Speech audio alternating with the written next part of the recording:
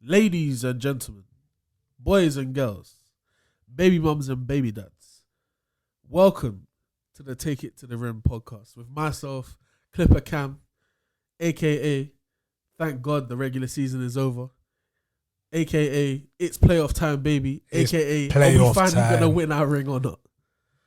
Today, Clippers ring, innit? Our ring. Entitlement is crazy. No, the one that we've been promising. It's not entitlement. It's the one we've been promising to the people that I keep getting buzzed over. I'm saying, are we finally going to win it? I think that's fair. Okay, fair enough. Okay, Today, as you can tell, it's not the usual cast today. Today, I'm joined with a very, very happy Knicks fan. But. Ladies and gentlemen, we've got Soji with us today. Hey guys, glad to be back, man. You know, I love it here, man. I always say that. I always come back here after I've won something. That's true. And I actually haven't won anything. I came second yesterday in the Black British Pub Quiz. On God, no, this is a serious important story. I came second. We almost won £250. But I won a mug. That said Oga on it. I should have put the mug. Don't worry, next time. I always forget my medals and my awards when I come here. But I just need the crowd to know I'm a winner. Yeah, no, 100%. And I think it's very, ironic that you came second. The Knicks finished second in the East. I think it makes a lot of sense. Another guest we have with us today. How many times is this now? 2 or 3? This has to be 3. Yeah, it might be the third one. Recurring guest. Yes. This is my third as well. You ain't do me like that. Is this your first? This is not your first time. This is my third time, bro. Slow down. Hell yeah. Shout out to the recurring guest, bro. Shout out to the recurring guest. Go on. We appreciate everyone coming on here and sharing their opinions. We've got Teon with us today. Yes. Happy to be here, man. Happy to be here. It's I feel as though I come on every single time the Cavs lose or something bad is going to happen with them. So yeah, it is what it is. At the end of the day, I'm here for good vibes for you, man. So yeah, let's get this show rocking on the road. Yeah. So I feel like, as I said, the NBA season has finally come to an end, and I've said for years that I don't think we've ever needed an 82-game season. I think they could cut it down to 56, or just something a bit more manageable, 58, whatever it is, a bit more manageable.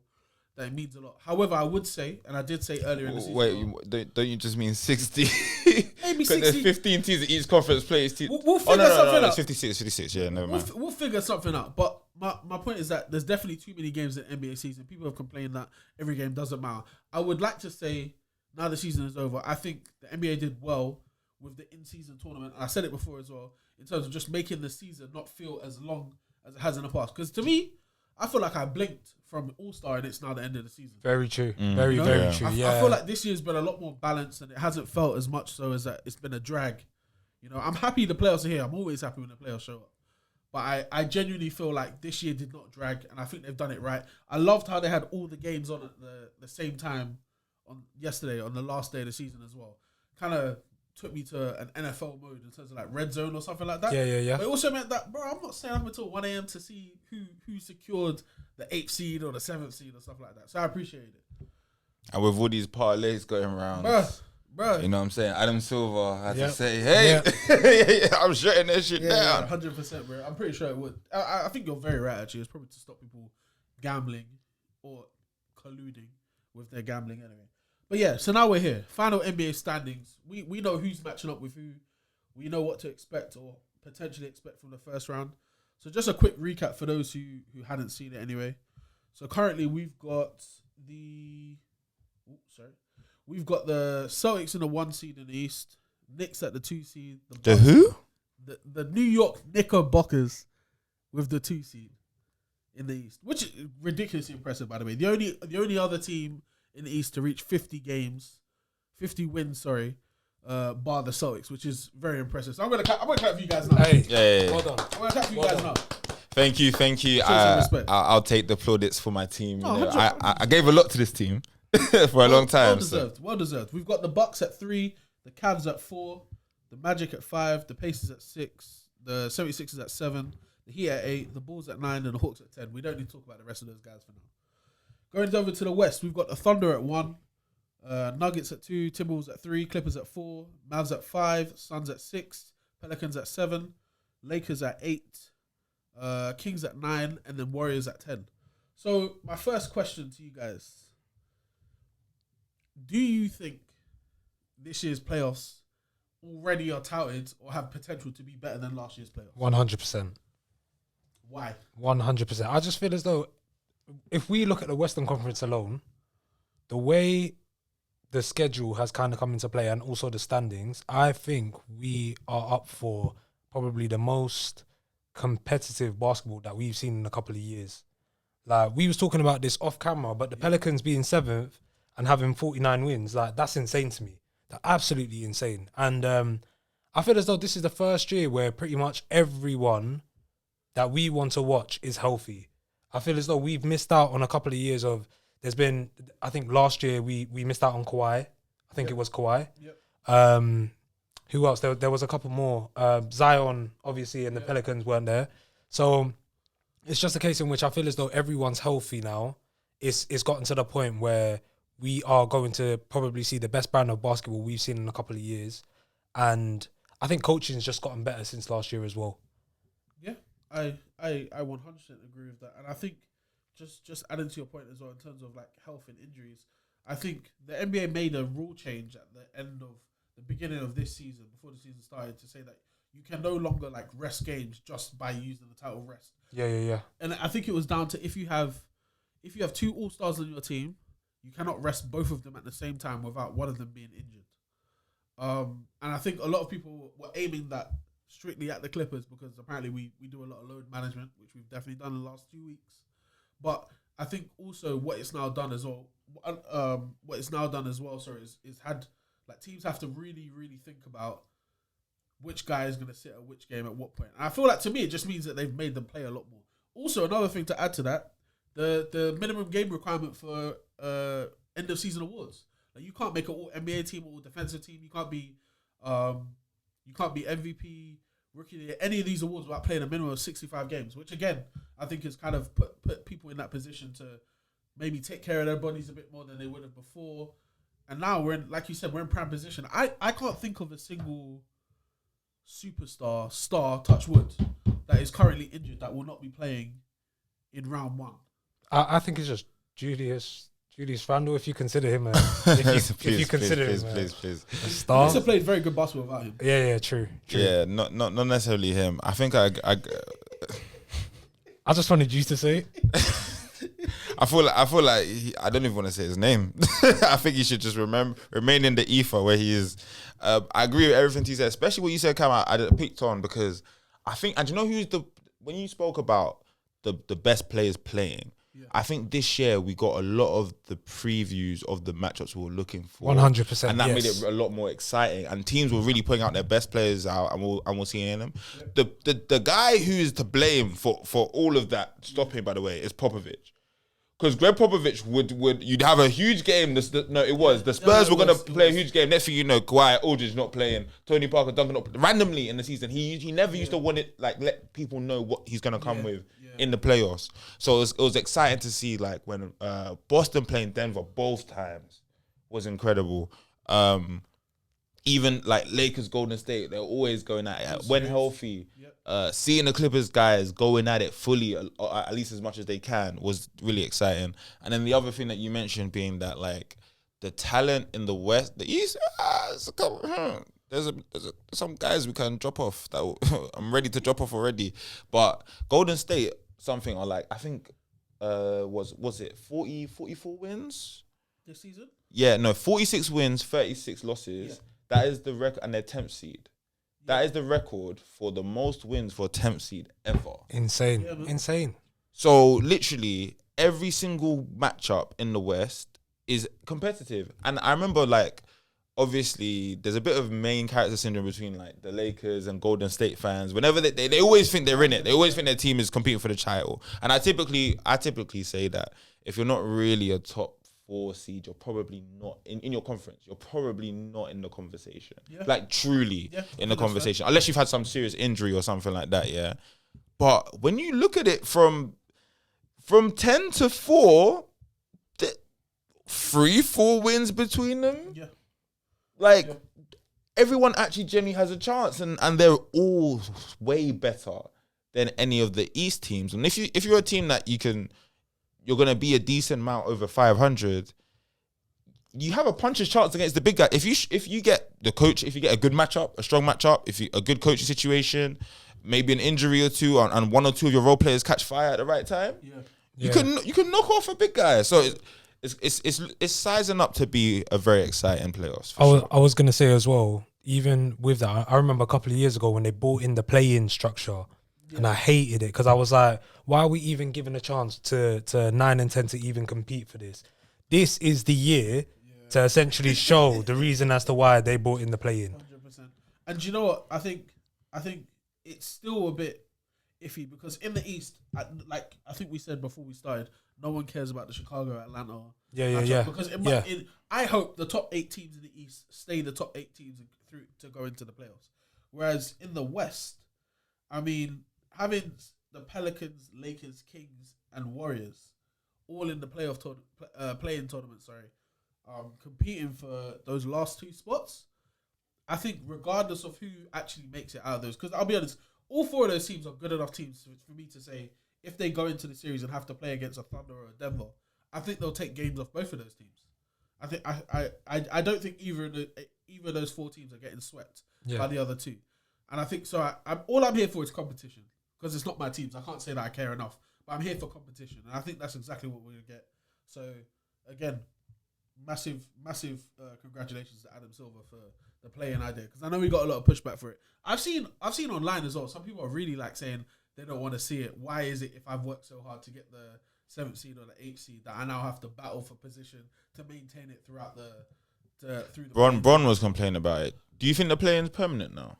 Do you guys think it's just going to be a feature? I think at least for the next 5 years, I think it will be. And I think Miami being in the play-in tournament last year and still making the NBA Finals was a justification enough to keep it. Yeah, 100%. It was enough of a justification to keep it around, man. I think it's one of those ones where it also helps the tanking battle as well. It keeps those teams that are around 9-10 from going, let's just try and, like, for example, Houston obviously didn't make it, but there was validity in them being a little bit trying to be competitive for a bit. Maybe even Brooklyn. You can argue that like Chicago, Atlanta would have probably tried to lose a couple more games. Do you know what I mean? And it does keep it more exciting, and then also it gives us a little bit of a warm up, a little bit of playoff warm up. Like I'm excited. I mean, the pod is being recorded on the 15th, so tomorrow Lakers are going to be playing. Hopefully this is up by then. Yeah, are going to be playing New Orleans, and Sacramento are going to be playing Golden State. So like it's that playoff warm up with the little break to then get into it. So I think it's got its place, to be honest, and I think it's almost that and the in-season tournament kind of staples really. It's part of the game now. Yeah, I agree. So let's just get into the matchups because I think at this point I'm curious to hear you guys your thoughts anyway. So let's start in the East.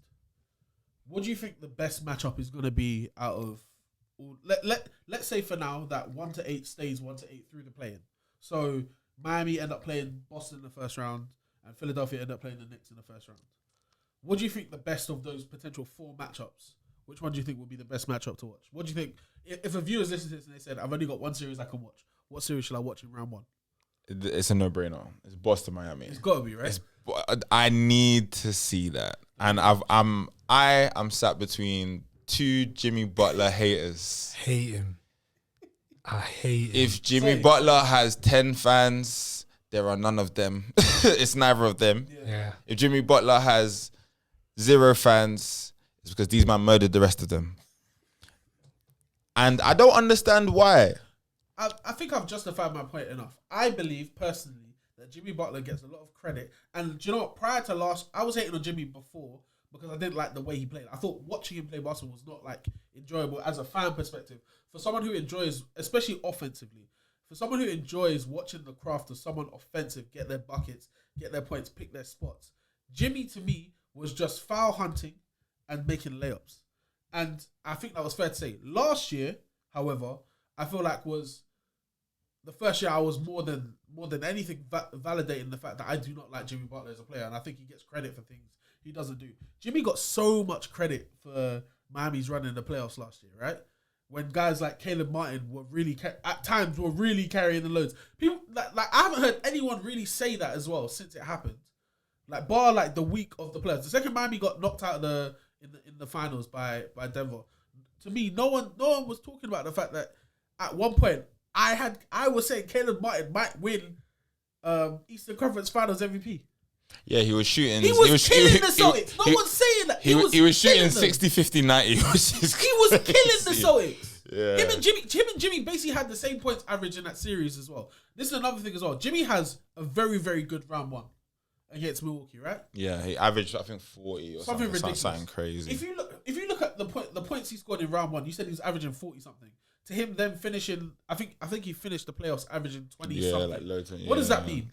That he had games where he was not was not even close to what he should have been, right? I mean, that means he had games where he didn't play well, and I can name the Celtics series to me was one of them that stuck out to me as well. The fact that he was not showing up. Those 3 games after Miami were up 3-0, right? Mm-hmm. After Miami were up 3-0, and then they started to allow Boston back in. Where was Jimmy when Tatum and Brown started actually catching their rhythm? We're actually playing well. We're not being stupid idiots to turn over the ball every 5 seconds. When they started playing well, I didn't see Jimmy Butler anywhere on the court.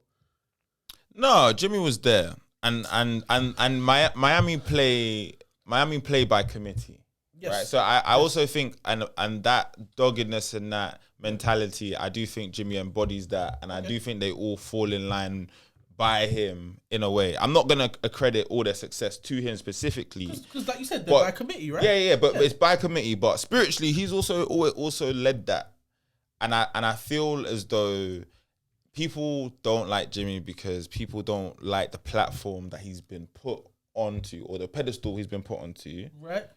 But I don't think anyone's trying to claim that Jimmy is one of the creme de la creme of basketball players in the world. I can reference this, and I've said it on this podcast as well. I was in a group chat with guys telling me that they'd rather have Jimmy Butler in the playoffs than Kawhi Leonard, and I said, why? It was availability, wasn't it? Of course. I was there. That was the episode. Full availability, but make it make sense. Yeah? You're talking about a guy who's been to the finals twice compared to a guy who's been to the finals 3 times, and the guy Kawhi's been to the finals 3 times. Is it not 4? That's 3. Twice with the Spurs. Twice with the Spurs. One with the Raptors. Okay, yeah. Yeah, so he's been to finals 3 times. What does Jimmy have to show for those 2 finals appearances? No, but no. What are you gonna tell? What are you gonna say to me now? Context wise, what? Jimmy was outmatched in both of those finals. But that's because he's not. And this is the point I'm trying to make. But the thing is, it's not just Jimmy. It's that the Miami Heat themselves were outmatched in those finals. Let me ask you a question. If Miami make it to the finals again, regardless of who it is in the West, then they're not going to be outmatched again because their best player is not better than the other team's best player. Valid.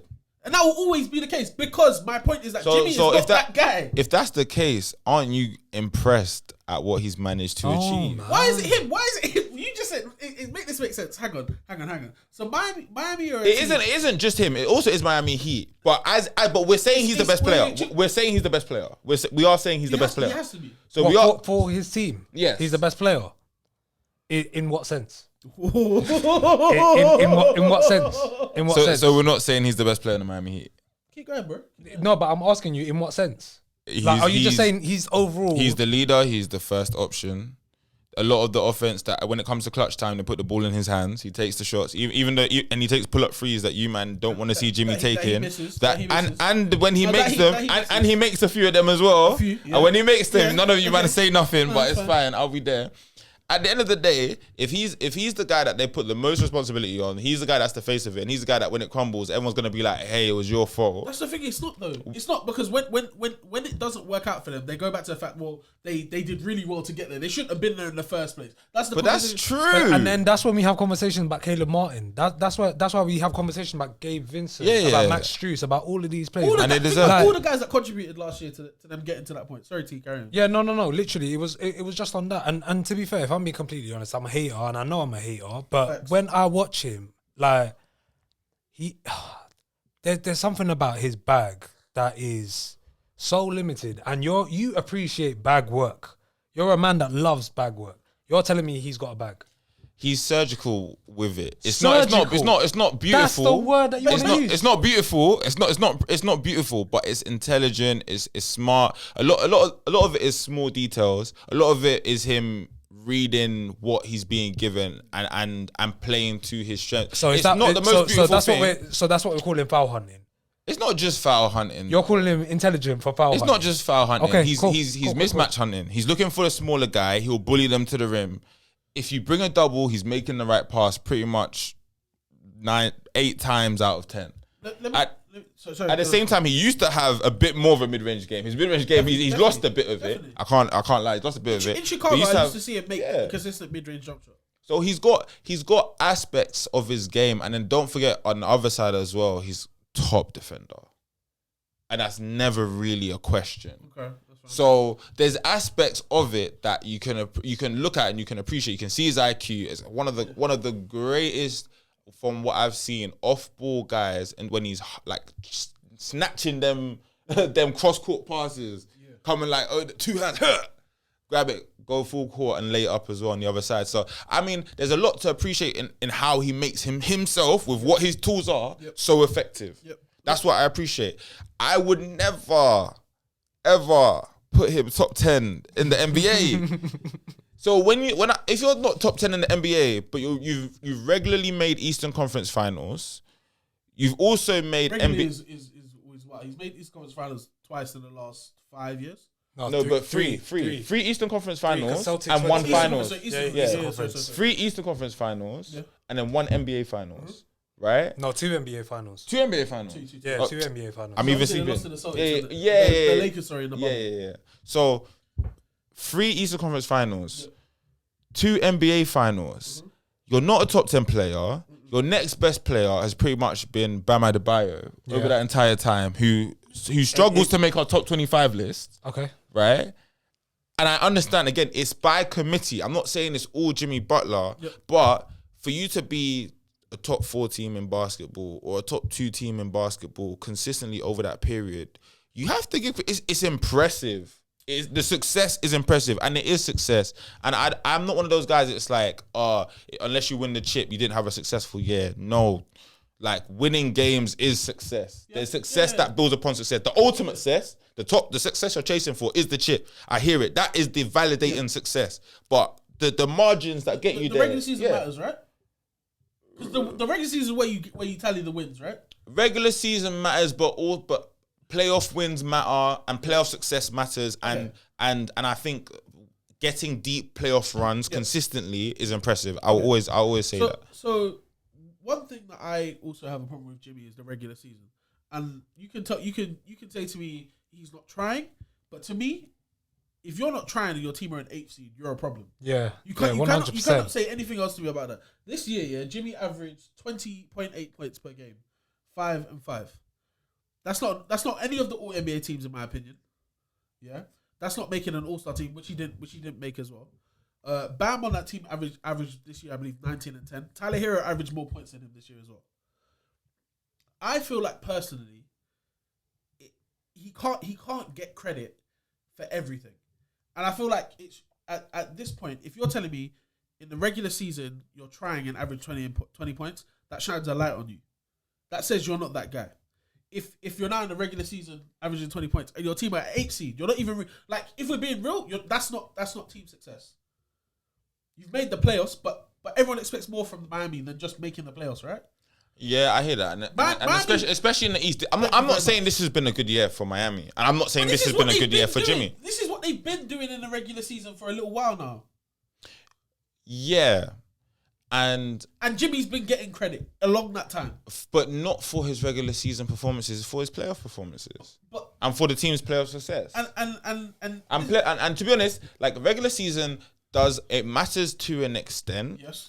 But playoffs to me is still more important. Okay. And playoffs is a metric, is how you measure how good you actually are, because you're not playing the San Antonio Spurs and like you're not playing these guys. Every team you're playing is legit. Every team you're playing is top half of the league and has something about them, whether that's coaching, defense, or scoring. Mm-hmm.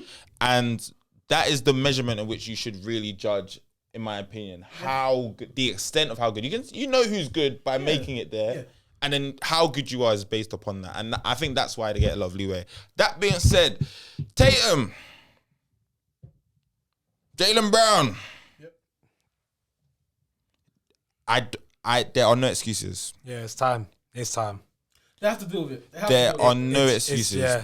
Yeah. You are the number 1 seed in the league. By 14 games, I believe. You guys had 50, they had 64 wins this year. Number 1 seed in the East. Number 1 seed in the entire league by, I believe, about 7. Yeah, they've got home court advantage. Yep.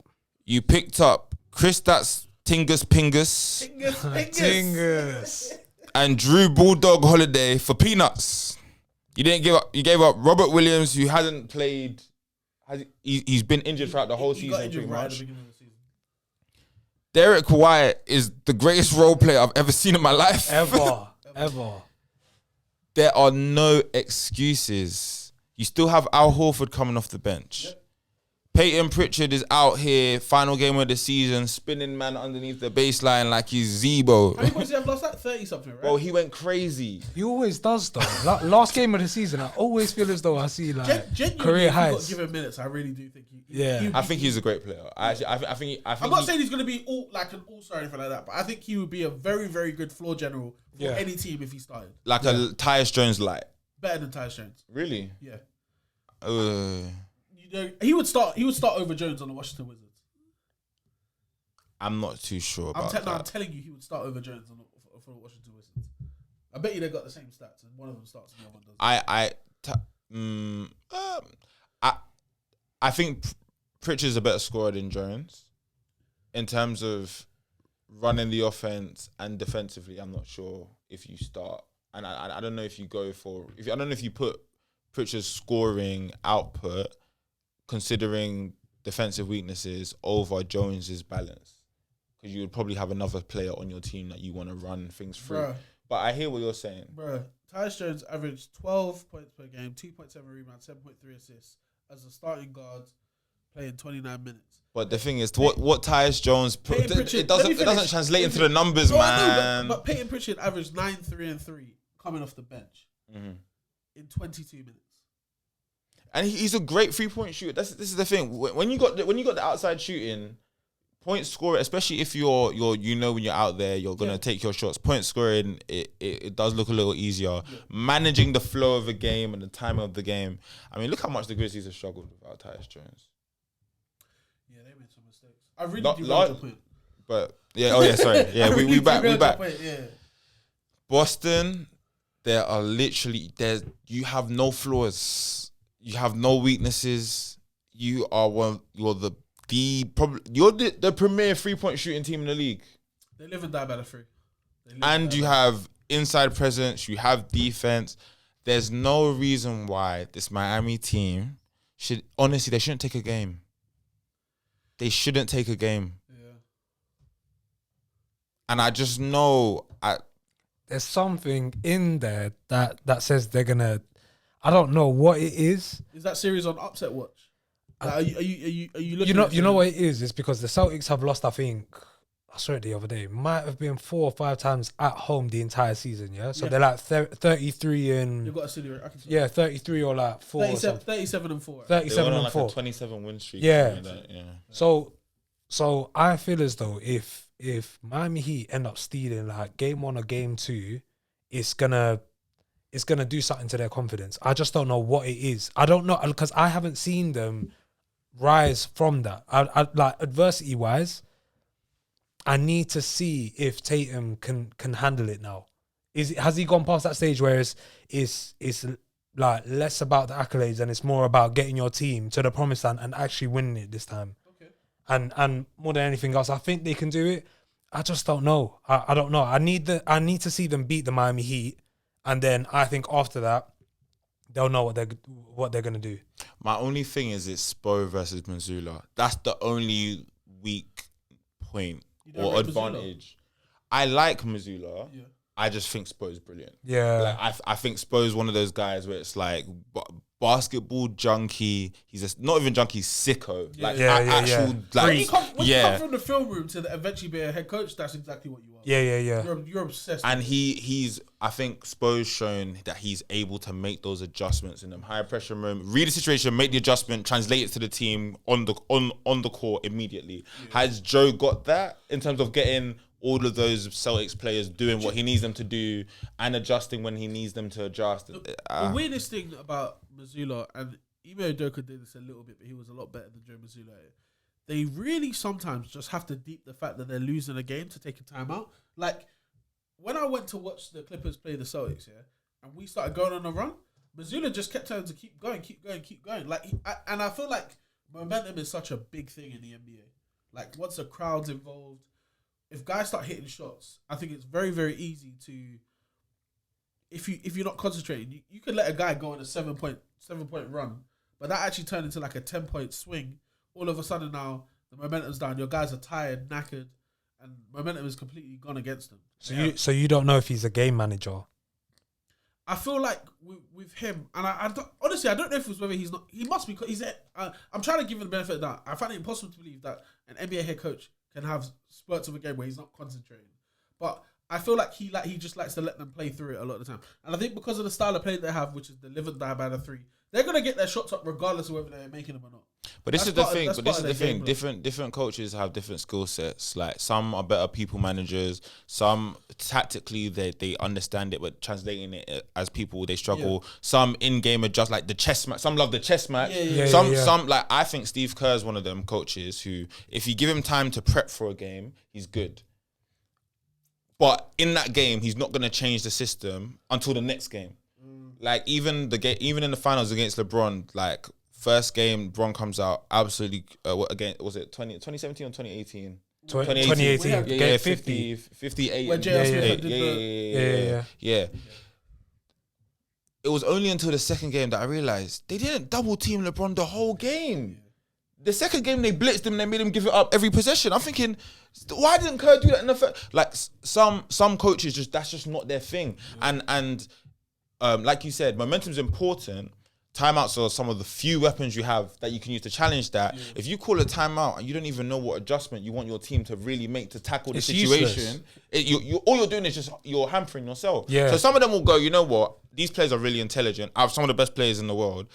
Maybe they'll be able to figure it out and make some adjustments themselves, and without me having to make a large scheme adjustment. Okay. And also, if you do make a large scheme adjustment, maybe you're going, oh, this is kind of what we wanted to die by anyway. Yeah. So they just need to figure out how to ride through it. Otherwise, if we make a big scheme adjustment, all of a sudden they're killing us from free, or they're beating us inside every time. So I'm looking at it from that perspective.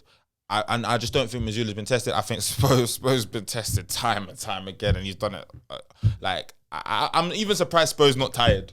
Yeah, if I'm being for real, like, I don't know what he's still yearning for, but like, bro, what keeps him going like this? Because the way he builds these teams is outrageous. But I still think the Celtics have the clear advantage, and it should be a wash. I'm not trying to see the Miami in the because really I think whoever beats Boston is the team that will make it to the finals anyway. So the way I see it, Boston need to beat Miami. Otherwise I feel like Miami's gonna end up getting it, and I don't want to see that again. Don't worry, man. The Knicks got something for him. I hope so. Alright, cool. So just another question then: is there, outside of this Celtics Miami series, like I said, if it all pans out, is there a series we should watch out for that could have a potential upset? I.e., a 5, 6, 7, or 8 seed beating a 1. Why are you looking at me? 3 or 4 seed. I'm asking you. Yeah, I mean, your boys are in the playoffs. How you feel about them? You know what I'm saying? I think, I don't know. I genuinely don't know. Like, it's. I thought we were going to win last year. Yeah. This guy came. Series? Yeah, this guy came over to my house for game 1. Yeah, we were there. He fell asleep during the game and they still won. And it's against Orlando Magic. I genuinely think they've got a very, very good team. Orlando? Yeah. Very good. Very, very good team. And I think Paolo is going to have Evan Mobley in places. But that's what I'm trying to say. Like, it's they've got like wings upon wings on their team. Yeah. They've got guards that can handle the ball, whereas we're struggling with that wing depth. And I've said this from day one. So I think that could probably go to game 7 or just happen like last year and we don't show up we end up losing that series, and then we'll see how it goes. Shout out to Orlando for getting here, by the way. Yeah. Massive turnaround from 100%. I think this is. I understand your concern, but I think Orlando this is their high. We made it. Congrats, young core. We're so proud of ourselves. Like the Timberwolves last year. Timberwolves last year. Yeah. This is them winning their one playoff ring. Anthony Black is shaking his jersey. Do you know what I mean? All of that. Like, I think you guys have the outside shooting that you need. I think you guys have. I think the interior defense that you need to kind of to stall Orlando. Orlando ain't got the shooters that they need to take you man out. And I think you've got guys who can score in isolation. You've got guys who when the ball is in rotation and swinging, who can make plays. And I think you've got enough depth and size inside that you'll be all right. Like I can't see Orlando coming out of this over you lot, if I'm being for real. However, I don't know if you want to talk on that matchup. I was going to go to the next one, but if you got something else to say. We spoke about good coaches. Okay. We need to talk about some freaking shocking ones. Let me hear it. Bad ones. I need to talk about a fraudulent doctor. Do you remember that fraud doctor? I know very well. There was a fraud doctor. That was that guy that was pretending to be a doctor. And then he got arrested. Yeah. Very well. Yeah. I used to see him in Boston. He then came to LA. I've seen him there. Where was he after? I saw him in Philadelphia for a little bit too. A very short stint, and now he somehow landed in Milwaukee. I'm convinced that this man is not a great basketball mind. And because of that, I'm going to call him by his first name because we're age mates. In this game of basketball, we're age mates. Glenn! Glenn! The fact you took the Bucks, who were 30-13, and for the rest of the season, you've had a losing record. Shame on you. Yeah, shocking. Shame on you. A situation. We looked at the Bucks with Dame and Giannis, and they were 30-13, and we said they're underperforming. And I agreed. They were underperforming in terms of what we wanted from them, especially from that duo, from their pick and roll, and from their offense, etc. Especially their defense. Quite disappointing. For you to go and make that worse.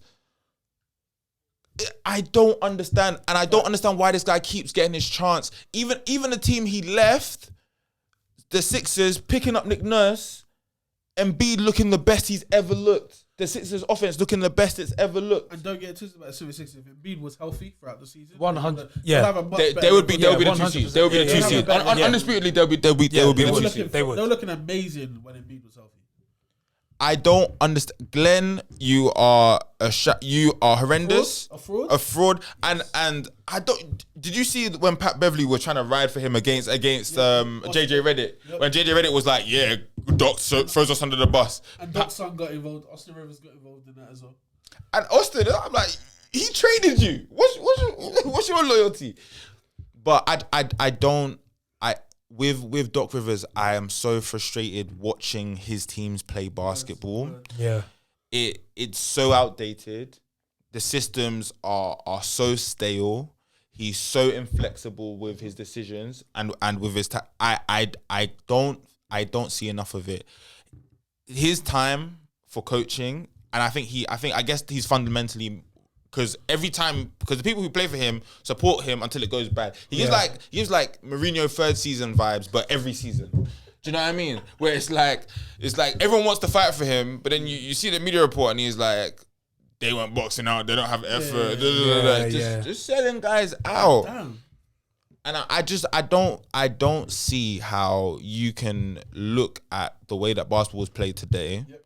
In so many different teams, especially even across the West, like look at what Sacramento did with Mike Brown. Like, 100%. You have to gamble on a guy like that instead of going for a name like Doc Rivers. I'm sorry, you just have to. I just feel like it did make. I understand they weren't happy with Adrian Griffin, but Adrian Griffin has proven to you that he was a better coach than Doc Rivers. 100%. He had the exact same roster. If anything, they didn't have Pat Beverly.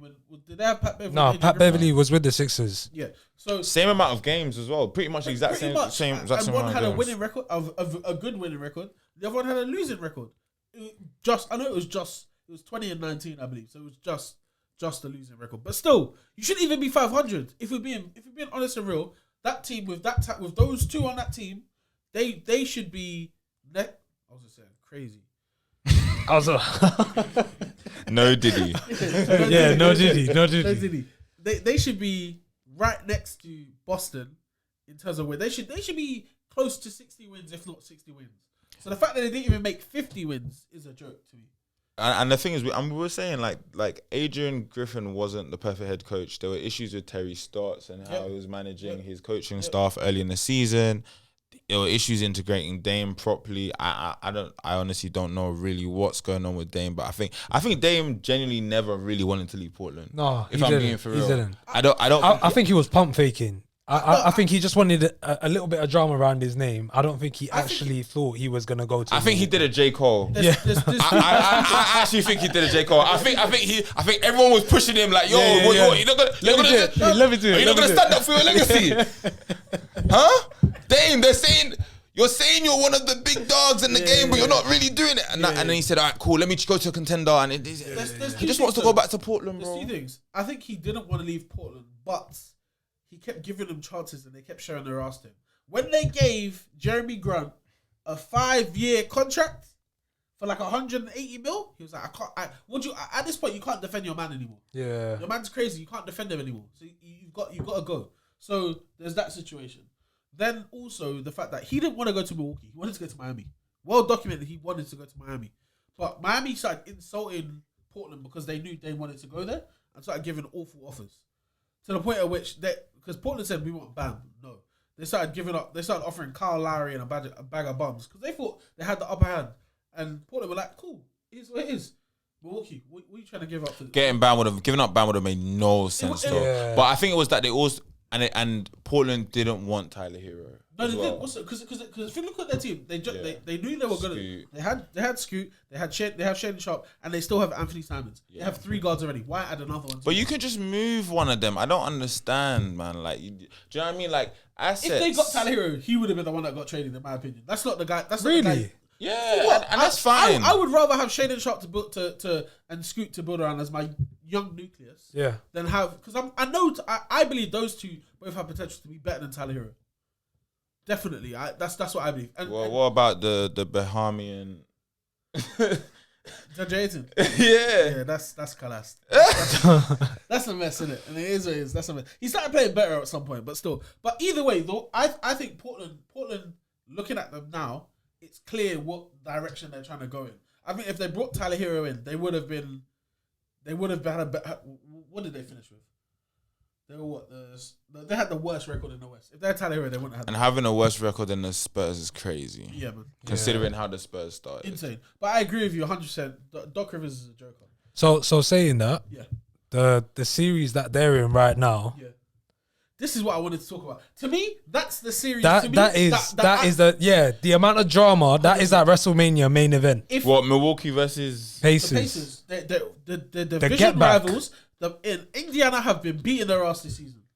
Indiana knocked them out of the playing tournament. Giannis's what was it? The whole ball situation. Giannis had 6. Oh yeah! This is a series. So bear in mind, if Boston if Boston go 2-0 up on Miami, this is the series I'm now locking into. This is the series I'm going like, yeah, I need to pay attention to this, bro, because it matters. First of all, I think Indiana did a great job because I don't really rate Pascal Siakam as a player, personally, but I think they did a great job of bringing in a guy who can seamlessly integrate into what they do as a team. Yeah. And again, it's just another guy for Halliburton to get another 2-3 assists in a game as well. And I think it works. Mathurin's out for the season, right? Yeah, I think so. Or if he's not anyway, I think Ben Mathurin is a big part of that team as well. So I think next year they'll be even better than they are right now. But as a 16, I think Indiana have done well to win. If you told me Indiana and Orlando were gonna have 47 wins this season, yeah. They hit. Was it last night? They hit a career high of 157 points in a game or something. Them boys on some mad shit. I can't even lie.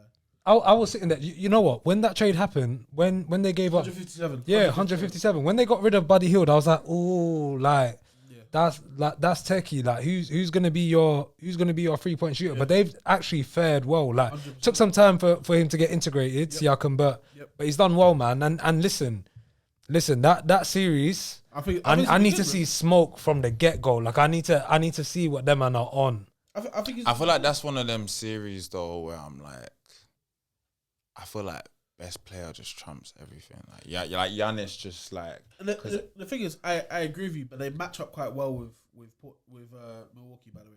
Just purely because Miles Turner and Brook Lopez, I think, are very, very similar players. But Miles Turner has athleticism on his side. Miles Turner can cap out on the 3-point line as well. He's agile enough to keep moving between 3-point line and paint as well. So don't worry about Brook camping. Brook isn't going to be camping the same way. He's going to have to get his buckets a bit differently. They've got good defensive guards in Indiana. To be fair, Tyrese Halliburton is going to be guarding Dame Lillard for this. No, he's not. No, he's not. Nembhard will have to guard him. He can't guard Dame. There's no way. Why? You'll put Tyrese Halliburton on the 2. I'm sorry. He's not chasing through screens all day and running the offense. Yeah. Impossible. There's no way. They also have one of the best white point guards this league has ever seen in TJ McConnell. And that's a scrappy. That's a guy. Off He's the committed. bench as well. That's another guy who I know they're gonna at points in the game where let's say Nembhard isn't in, Halliburton isn't in, or they've got other assignments. He's gonna be chasing Dame around the court. The whole Yeah. 100%. I think it's gonna be a great series. I think the difference maker will be if Milwaukee are hitting their shots, they're gonna win the series pretty comfortably. But I think Indiana, that game 3 is gonna be the most hostile game of the whole first round. Milwaukee going into Indiana, and Indiana's a hard place to play in as well. 100%, bro. 100%. That's Hoosier Nation. So I think that's gonna be a great series to watch. Great series. That's a better series than I thought. I forgot about the animosity and you know what? I think just seeing the Pacers trail off a little bit kind of put me off them, especially Halliburton's performances trail off a little bit, but they've definitely still got something. I think they're happy though. I think the Pacers are happy they got the box. 100%. Even after the in-season tournament and everything happening there. You think they wanted the Bucks over the Knicks? Yes. Yeah, I do. Bro, I do. Like, they have a proven record of beating this team. That's what I'm trying to say. If you're beating down someone the whole season, they're ducking the Knicks for the Bucks. Oh my god. You know when the Dame trade happened, I said, now the Bucks are finally competing with the Knicks. And look at what happened. No, you got there. Yeah. Mama made it. All right, man, let's pivot to the West. Okay. The wild West. Yeah. So, I don't really know how to do this because I don't know who's going to be 7 and who's going to be 8. So, we can't necessarily say it's easy. But I don't think there's a question as to what's the best first round matchup in the West. And I think it's going to be us, man, against Dallas. And this is no bias, but people have been coming up to me telling me, "How are you ready for Luka? Do you know what Luka's it's the truth, though. Lucas. Yeah. Who was saying that? Yeah, but it was me. You were definitely one of them. For me, I just feel like, bro, I respect Luka Doncic as an NBA player, and I understand he is probably the best offensive player in the league right now. He's the best scoring player in the league. That's not a question. But offensively, I think he's between him and Jokic for best offensive player, period. But one thing that has to be remembered and respected is the fact that he has not beat us in a playoff series. And when I say that, people are like, huh? Are you sure? Yes, bro, I'm confident. I've stayed up countless nights. Nightmares of Luka Doncic hitting step back threes over Reggie Jackson, over Paul George, over Kawhi Leonard. I know when we won and when we lost.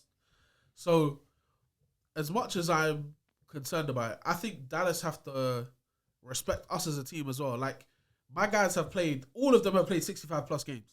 Kawhi played 68. PG played 72. I believe Harden played 71. And I think Russ played 68 as well. He wasn't weak in the knees. Like we said at the start of the 100%. At the start of the season, we said that. 100%. We said that. I have hopes that Kawhi comes out from the second the ball is tipped and says, That's mine. I'm guarding him the whole game.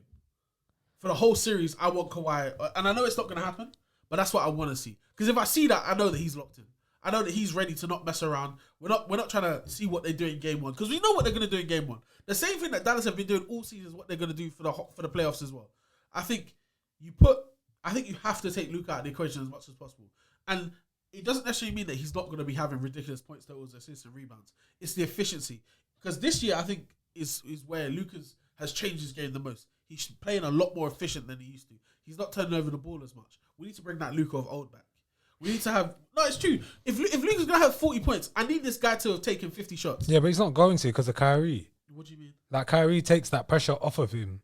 Nah. Where No, it's the truth. What do you mean? It's the truth. Like we've seen Luka Yeah. have practically nobody on his team before. Like he had like the season where they were competing hard and they were successful was with Jalen Brunson. Yeah. So having that secondary ball handler, I'm sorry, but it might not be your year this year.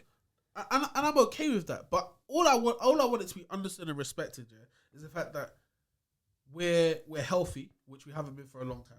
Yeah. We've beaten these guys before. I understand they're a different team, but when I say these guys, I mean Luka. We've beaten him and the Dallas Mavericks before as well. I think we still have great depth on our team. I think Russell Westbrook is going to be one of the biggest keys to this series, because it's all great if Paul George and Kawhi are hitting their shots and defending well and playing efficient. But if Russ comes into that game off the bench and shakes shit up crazy, I honestly think Dallas are going to be exhausted from playing against us, bro. Okay, so what about Zubats? I think, and this no, I'll tell you, this is why I think we actually are matched up well with them, because no one's going to tell me that Daniel Gafford is an All NBA center. Okay, no, but I'm not talking about that. Who's your backup center? Plumlee. Okay, so where was that? You're going to say to me, oh yeah, they've got a rookie in Derek Lively and they've got Daniel Gafford, who are both better than Plumlee. I'm not going to question that, but it's not as lopsided as it has been in the past. Like when we've had to play against teams like Denver, when we've had to play against teams like when we played against the Sun last year. At times they were switching Kevin Durant, Zubac, so that he would have to defend Kevin Durant. We have no chance in that situation. But this is the thing, right? So I'm thinking about how you lot are gonna deal with Luka's high pick and roll. Yeah. And we're switching everything. I'll tell you now. That's exactly what we're gonna do. And I don't like that we did it. We're switching everything. We're switching everything. I honestly, do you believe in your team then in rotation? 1-3-4. Yes, I have no problem with us switching everything 1-3-4. It's when and it's gonna be Daniel Gafford setting the high screen. So there's gonna have to be some sort of communication between Kawhi, who is either gonna be guarding Luka or playing the 4, and Zoo. Because Zoo should, if Daniel Gafford goes to set that screen, Zoo should not go with him. Someone else should go with him. Yeah. That has to be the case. 1-3-4, I'm fine with it. I don't care. Because the other thing about it as well is that not Gafford, but Lively is really good in the short roll. Yeah. And I just think, and Dallas, I think that whole team, that's been their philosophy for a while now, for multiple years. Yeah. And then it's like when that's not, maybe the shots aren't falling now, you've also got Kyrie who can one-on-one magic, 2-on-2 magic off the pick and roll. And we know what Kyrie is, man. We know what kind of beast Kyrie is. That's not a question. So like, and if you're, and I can't see you getting Luka out of his comfort zone unless you're putting 2 on the ball. I'm being for I don't even think a switch is good enough. I don't see a point in doubling Luka though, because he always makes the right pass in that situation. There's no point in doubling him necessarily. And bear in mind, our starting 5 is Harden, Terrence Mann, PG, Kawhi, Zoo, right? But then go on. I like Terrence Mann. Yeah. I don't think Luka's the matchup. If I'm Luka, I'm hunting. I think Terrence Mann I'm hunting Mann and Harden. Hunt them, it's fine. That's fine. Bro, the thing is, I cannot complain about the matchup we've again. Like, the matchup is what the matchup is, isn't it? In an ideal world, I would not be playing Dallas. In an ideal world, I wouldn't be playing anyone good. Ideal world, we'd be number 1 seed playing either the Kings or the Warriors. I don't mind that. That's fine. But that's not the situation. We have to do with the cards that we've been dealt. And the cards we've been dealt is Luka Doncic and the Dallas Mavericks. And I'm ready for it, bro. I'm ready for it. I believe in my team. And if we lose, we lose. I'll be pissed off. No one's going to tell me I'm not going to be pissed off. But at the end of the day, bro. This matchup is going to set back race relations decent way back, bro. Because I think this is by far going to be the series of round 1, not even just in the West. Bro. Round 1, it has to be. This is 2 very, very good teams going against each other who actually have history as well. The coldest white boy in the league. Second. Second. Young. I said boy. Jokic is a man. Okay. Jokic is a man. Yeah. Coming into LA. Yeah. To whoop a team that has had hopes for a long time. Yeah. This is giving Magic. This is giving Magic Bird. I can see him crushing my dreams. 100%. Like I can't. I just for the people of LA's sake, I hope it doesn't go the way that I think it might go. But it's going to be a real exciting matchup for real. Yeah. 100%. And it's your last season in Crypto Arena. Man. Crypto, So we're at the Dome Yeah, man. next year. I'm excited for that. R.I.P. Dogecoin. what? Crypto going down, man. I shouldn't have bought the dip. Okay. Okay. I'm gonna ask the same question I asked either of you two before as well. In terms of the West, is there any matchups that you're kind of looking out for outside of what I just said, or are there any potential upsets that you can see happening? I want to see what happens with that Thunder team. I'm very, very intrigued with that Thunder team. So, of the 4 playing teams, then, do you believe any of them can beat the Thunder in the 7-game series? I don't know because they're really, really good. The Thunder are really, really good. Very, very good. Team. Well deserving of that first seed as well. Did you hear Bron on his podcast saying, I've got a little something for Thunder? He's like, they run this action that's really tough, but I know how to beat it, but I'm not going to tell them now. He's playing mind games already. I don't know. I don't know, man. Like, I think they've done really, really well with the pieces that they've had. And I think Chet Holmgren being his full season in the league, I need to see them in the playoffs. I saw them last season evidently, but it's like I need to see that entire team now in the playoffs. For me, just like I like the Thunder as well. I understand people say they fleeced us, whatever it is, what it is. But just looking at their roster, I think they're a great young team. They have a great leader in Shea as well. But Chet to me is the problem, and it's not necessarily a problem. But like, you go through the playoff teams right now, and tell me which one of those team centers are not cooking Chet. And as I said, Chet's one of the league leaders in blocks, but he like Jokic, long day. Gobert, still that's a long day. Zubac, he's better than Zoo, but he's definitely not strong enough to hold off Zoo as well. Even just as a boxing out, rebounding as well. Dallas, I think Daniel Gafford will cause him some problems. In Phoenix, Nurkic is one of those shifty guys as well, man. Like, he's a strong... Yeah, he's like 280 or something as well. That's what I'm saying. Like, we're talking about a guy who's potentially 100 pounds heavier than him. Then we go to the Pelicans, and I mean, Valanciunas is very much a similar shade to Nurkic in that regard as well. And God forbid Zion has to match up against Zion as well. I think he'll definitely be blocking Zion, but I promise you he's going to come away with a limp or something like that. Serious bruises, some punctured lungs. Bro, it's been a long day. AD, same conversation. Sabonis at Sacramento. The only time he's going to have fun is playing against the Warriors. Is Chet a 4? Who I believe have led the league in rebounds or offensive rebounds. Chet is a 4. Is Chet a true 4? Yeah, he's a 4. Chet would play a 4 on every other team. Every other team he'd play a 4. Not even every other team. Any other team that had a guy who was 6'10 plus that weighed over 220 pounds, he'd probably 230 pounds. He'd be the 4. Because I look at him and low-key I see, this might be blasphemy, but I see shades of KG. Young KG, like power forward KG. Yeah. I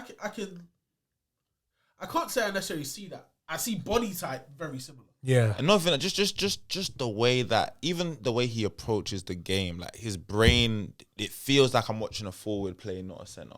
I agree. I think Chet is a forward is a center, by default, because OKC do not have any size. But I think that's why OKC have done so well this season. Very much so. Like rather than like we've seen AD play the 4 and AD play the 5. When he plays the 4, he freedom everywhere. He was going everywhere. He had elegance when he was playing. But at the 5, it looks like a standard center. Yeah. Whereas OKC, when they're playing Chet at the 5, it's almost like you said, there's no actual center on the court. And that's credit to the OKC system. I'm a really big fan of OKC. And if I'm honest, like if we're just saying like teams that we want to make it out of the West, I actually would love to see them make it. I think they've got so much. They've got the star power of Shea, his running mates in Jalen Williams. Jalen Williams is so ridiculous talent. J-Dub, I feel like it's unspoken how good he is. In my hands, guaranteed perennial all-star for the rest of his career. Yeah. Amazing. Chet, of course. But then the bench. OKC have a good bench. 100%. Gordon Hayward, Casey Wallace. Depending on who's starting and who's coming off. Isaiah Joe lights out. My God. Absolute sniper this year. He's been working on his off the dribble free. Hasn't come in yet. But the catch and shoot free, the balance free, Isaiah Joe's I was watching the OKC. I can't remember who he played, and he posted someone. I was like, I had no idea you could jump that high. Like, no idea. He's athletic. He's long. All of these guys are defenders. Yeah. All of these guys are athletic. And then also, obviously, they picked up Biyombo as well. They're a really good team. But the thing about them is, again, they're only like Golden State, 10th seed. There's only 9 points between the 10th seed and OKC. So they're not true number ones in that sense of like, oh yeah, this is clearly the best team. And so I need to see it in minerals. I need to watch 2-3 games and be like, okay, they've shown that. Also, Styles making fights, like you guys said. Them having to deal with those heavy centers. I wonder what it's gonna look like. I wonder what I can never pronounce his name right. Mark Daigneault. I don't know if it's Is it Dagano? Dagno. Dagno? I also don't really know much about him as a coach aside from what I've seen regular season. So playoff wise, it's gonna be interesting to see the matchups. But I like his system. Yeah. I like his system. I like his philosophy. They're all locked in. They're all bought in. I like there's no ego in the team as well. Shea has his ego. No, but everyone knows. Everyone knows he's the guy. Don't let these young boys go out here and make a deep run though, because I promise you the egos are good. In a good way though. The confidence they'll start having. Yeah. I think what will be exciting is when Jar's back next year and them going head to head as well. I just bear in mind, the Grizzlies are in the conversation now because Jar isn't here. But when Jar's back next year, they're going to be in the conversation. They will be. Which means one of the 10 teams that are now in play-in or playoffs will not be in there as well. Inshallah, Sacramento. You don't like Sacramento? I don't think they have anything more from us. Sabonis, last year, fantasy, I almost won £80. You tanked and you sat out the whole of the last 3 games of the season, and I lost £80.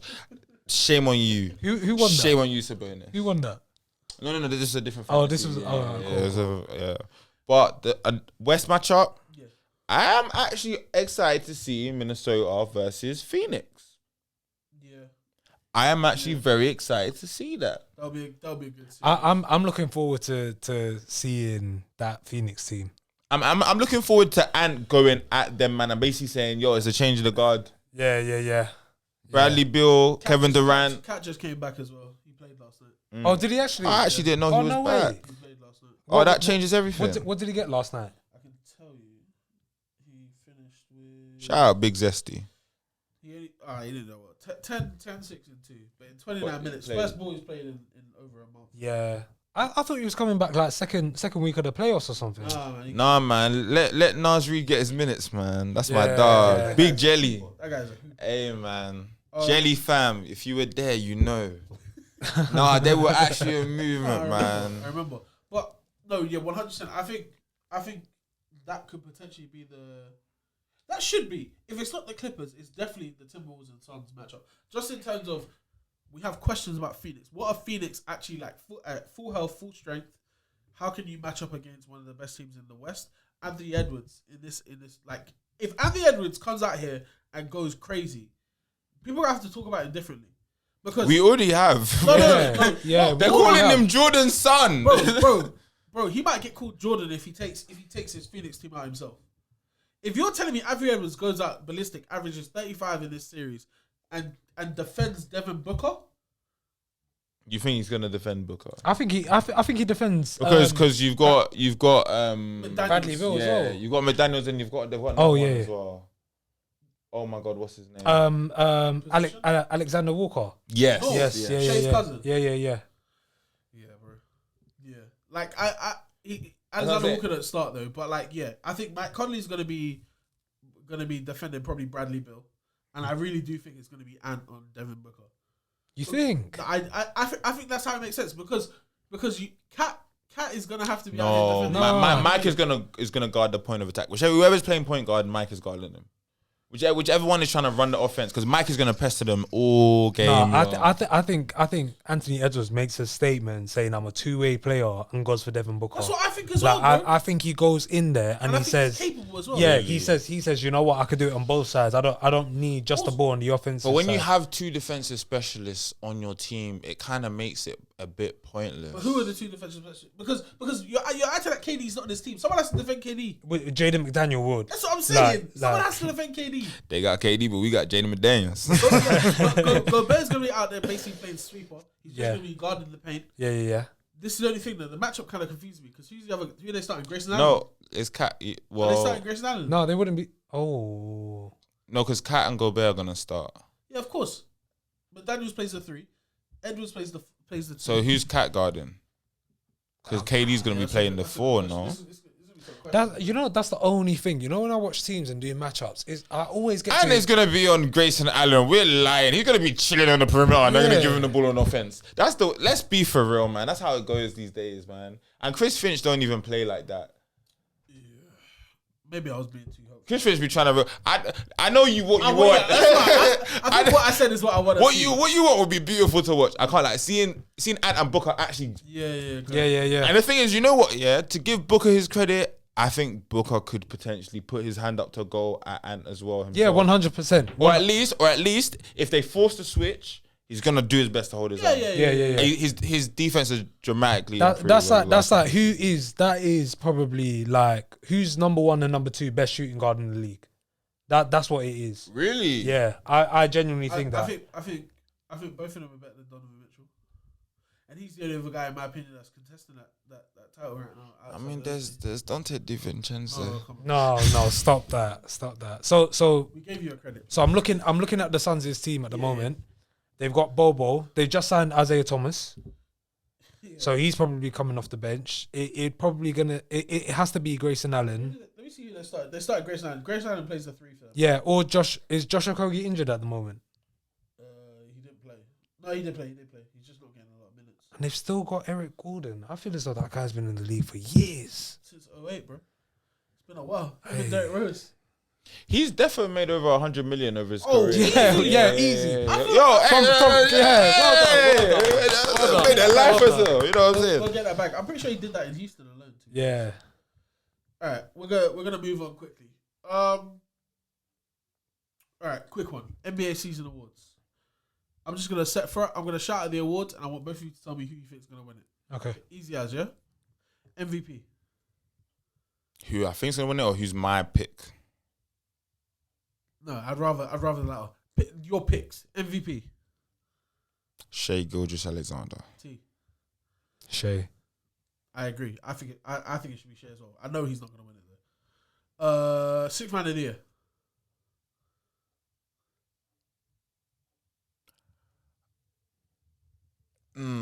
My guy deserves it, and he's not gonna get it because he started too many games this season because of injury. But really, it should be Hartenstein. Do you think Hartenstein's gonna? Are you crazy? He was coming off the bench start this season. Nah, you're crazy. He was coming off the bench start this This season. is disgusting. He was coming off the. He was hold on. He was coming off the bench starting the season. No. He is already proving to be one of Are you crazy? the best backup centers in the league. No, he's not. I can tell you one better than Who? Naz Reid. Thank you. It's Naz Reid. No. It's Naz Naz Reid. Reid. Naz You Reid is even the said sixth man of it the year. yourself. Naz Reid is the sixth man of the year. You've shown your bias, and it's disgusting. Yeah. Listen, that's crazy from you. Yeah. That is crazy from you. Naz Reid has it a lot easier than Hartenstein does. Naz Reid has a bunch of giant 6'7", 6'8" wings with him. Hartenstein, all he has with him is little old Josh Hart. Disgusting. Yeah, playing the 4, doing his best. Out rebounding everyone's center. Yeah. And then the odd Precious Achua minutes. Hartenstein, you can sleep on him if you want to, but that's it's not about sleeping, bro. It's giving guys flowers. Also, I'll be real with you. If it wasn't Naz Reid and it's not Norm Powell, I'm pretty sure Malik Monk is probably going to end up winning it anyway. I don't even think Naz Reid will get it. Yeah, but it's Naz Reid. He needs one. If Malik Monk ends his career without having one, it will be a bit weird, to be honest. Okay. Didn't he get it? Didn't he get it last season? No, it was... He didn't get it last season. No. Oh, he might have, No, he did. I'm sure he did. Am I bugging out? I can't think who won Sixth Man of the Year last year. We're about to find out. It was 2023. Brogdon for the Celtics. Celtics. Oh my god. Of course. Where's he? He's in Portland. He's in now, Portland, yeah. Gone to Northwest to die. Okay. What's the next one? Rookie of the Year. Who's a Celtics 6 man? Pritchard. Or Hauser. Pritchard, Hauser, Al Horford. No. It's one of those. It's not. It doesn't matter. Rookie of the year. It's Wemby. It's Wemby. There is no competition. No competition. The guy averaged 21 and 10 this year. Yeah. This is Almost this had 4 is, blocks a season. This on the minutes restriction. This is Has to- we will look back at this as the greatest rookie of the year campaign ever. Yeah. Like, He hit 17 points in 3 minutes the other night, against the Nuggets. yeah, to win the game. They won the game. Yes. Insane. He Insane. single-handedly back. No, I can't say by himself. But he was one of the main reasons why the Nuggets are not the number 1 seed right now. Yeah. Because they should have won that game. I know everyone said it, but like watching Wemby play, every time you watch him play, you see something that you've actually just never seen before on a basketball court. Yeah. It's ridiculous. Yeah. And I'm like, I can't believe. I remember talking to somebody. I remember I was watching like Prime Harden doing his step backs in 2018, yeah. And I was like, there's gonna be a point where we're gonna have a 7-footer doing it. And in my head, it was Embiid. It was like that was how I envisioned it, and just Wemby spawned. Wemby's averaged 21, 10, 3, and 3.6 blocks per game. 1.2 Insane. steals per game. And But it's not just that, it's also the manner he's doing it. I saw him do a sham god spin, turn into a scoop layup. And I'm thinking like, the dexterity at that size, the mobility, and he's got the handle, he can move at that speed. I think the only problem is he just needs to, I think his game needs to be like a bit more refined. It needs to be a bit more methodical. Yeah. Yeah, like you need to know where your 6 to 8 points are coming from. Yeah, like what he's hunting every possession, and then his counter to what he's hunting. I think a lot of what San Antonio have done this year is just kind of said, go do what you want this year. We're going to figure out where you're good, where you're efficient, where you're effective. And then next year we're going to bring, because they've had no structure. And it's almost like they've had no coaching this year at all. Do you know what they've done with Wemby? You know Rock Lee. You know the weights on his arm. They said here's Jamie Shohan. On one arm. And then even on the other arm, they put, what's my man's name? Keldon Johnson. Yes. Keldon. They said carry us with these man. Yeah. Next year we're going to drop the weights. And then we'll see the real Wemby. 100%. Lord of mercy. Yeah, I think It was close. Earlier in the season with Chet. I thought Chet had a really good campaign where you could say it, but then Wemby, the numbers, his first season in the league, and he's averaging 3.4 blocks or something. Yeah, like Chet is losing to Wemby in every statistical measure bar efficiency. Except for like plus minus. Yeah, except for plus minus. Yeah. But that's because his team just stinks. And so literally like Chet has had a very good rookie. I'm not trying to discredit that. It's just, And it's like, and again, not even just the blocks, but like you watch possessions, 3-on-1 fast break against Wemby. And they slowed down. They couldn't get a shot. Yeah, they will slow down or redirect. They couldn't get a shot. 3 players. Yeah. Like this is not like his defensive zone is pretty much the whole 3-point. The whole court. This is his first season in the league. Like we're nowhere near his prime. Yeah. And like once he starts to like pattern recognition, sees things over and over again. Like it's gonna be like Jedi mind trick, just swiping stuff out the sky. Like it's ridiculous. All right, we're gonna go with most improved. Most Tyrese Maxey. Yeah. Kobe White. Oh, that's a good one. We had Gerald on here a couple of weeks ago. He's a Chicago fan. He was saying it's Kobe White, and is that because of Zach LaVine going down and then essentially taking hold of that shoe? He's actually having a great year. He's done a lot for them. The only thing is Tyrese Maxey had a better year, and he did. He had a better year, and Maxey's gone past the point where, what am I trying to say? I've gone past the point where he hasn't been in the league long enough to say that. He's done 4 years. This is the most important. I don't think Maxey's jump is as big as Kobe White's jump. And for me, I think MIP should be biggest jump. It shouldn't be guy we like the most that made a jump. No, I don't even think that's what the situation is. But like, I'll get the stats because I understand Tyrese Maxey. I think he's only made a 5-point jump, but he made it's a significant jump. Going from 20 to 25 is you going from fringe all star to potential superstar. Yeah. That's a massive jump. Kobe White is currently at fringe all star.